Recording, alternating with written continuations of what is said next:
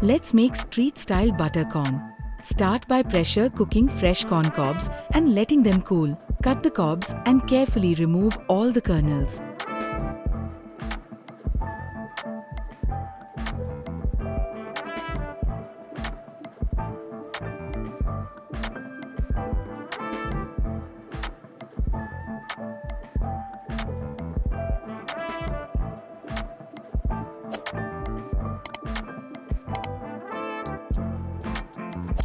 Heat butter on low heat and add cayenne pepper for spice.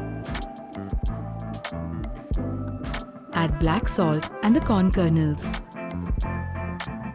Season with pepper powder and chaat masala for that authentic street food flavor. Sauté everything together and finish with fresh cilantro.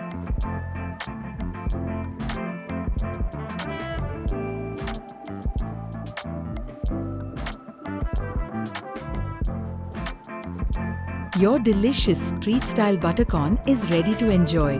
Please like, share and subscribe to P. Bhatt's Kitchen. Take care.